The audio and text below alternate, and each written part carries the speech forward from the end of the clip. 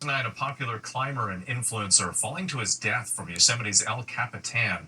23-year-old Balin Miller fell while trying to retrieve gear earlier this week. The tragedy was reportedly live streamed on social media, hundreds watching. Miller had reached the top of one of the world's most famous and challenging rock climbs when the gear bag he was hauling got stuck. A suspect has been arrested and charged 4 months after the bodies of 2 teenagers were found on a remote Arizona hiking trail. Police allegedly used DNA evidence found at the scene to link Thomas Brown to the fatal shootings. The teenagers were students at Arcadia High School in Phoenix. Brown is being held on a $2 million bond. When we come back, actor and singer Tyrese Gibson surrenders to police, the deadly dog attack behind the charges, and Taylor Swift sets a new record with her latest album release. To the Index now, actor and singer Tyrese Gibson surrendering to Georgia police. The Fast and Furious star charged with cruelty to animals in connection with a dog attack that killed his neighbor's pet spaniel in September. Gibson was booked into the Fulton County Jail today and later released on a $20,000 bond. His attorney saying in a statement that the singer accepts full responsibility for his dogs and extends his condolences to the family that lost their beloved pet. A stunning discovery off the Florida coast, a salvage crew finding $1 million in treasure on a 300-year-old shipwreck. The treasure includes more than 1,000 silver and gold coins. That fortune was lost at sea when a hurricane struck a fleet of Spanish ships in 1715. The dates and mint marks are still visible on some of the coins. And Taylor Swift's The Life of a Showgirl breaking single-day streaming records. It's now the most streamed album so far this year for Spotify and Amazon. Swift hitting that milestone within hours of its release today. This is the Grammy winner's 12th studio album. When we come back, Prince William opening up about his life as a royal in his most difficult year. Tonight, Who's ever heard of an entire family going missing? all new 2020. In the story, blew up. Do unhinged things when they're desperate. What happened to this family? Now we're going to get some answers. The new 2020 tonight on ABC. Finally tonight, Prince William opening up about family, grief, and change in a surprising interview. Eugene, good morning. Your Royal Highness. A surprisingly candid Prince William. This is your mode of transportation. It is right here. Opening up to Eugene Levy for his travel show, The Reluctant Traveler, on Apple TV+. Was getting drunk in a Windsor pub with Prince William on your bucket list? Well, that's the bucket. Discussing his family life and where the monarchy is headed. You will one day be King of England. Do you think about that at all? It's not something I wake up in the morning and think about, because to me, being authentic and being myself and being genuine is what drives me. I want to create a world in which my son is proud of what we do, and a world and a job that actually does impact people's lives for the better. That is caveated with, I hope we don't go back to some of the practices in the past that, Harry and I had to grow up in. And sharing how challenging the last few years have been for him and for those closest to him. This last year, your wife and father have been ill. How are things now, first of all? Yeah, things are good. Everything's progressing in the right way, which is all good news. And how his family is coping. I'm so proud of my wife and my father for how they've handled all of last year. My children have managed brilliantly as well. The prince offering a rare glimpse beyond the crown. Well, I'm hoping every other prince I run into is as nice, open, and human as you. Fascinating conversation. Thank you so much for watching tonight. I'm Wade Johnson in New York. For David and all of us here, have a great night.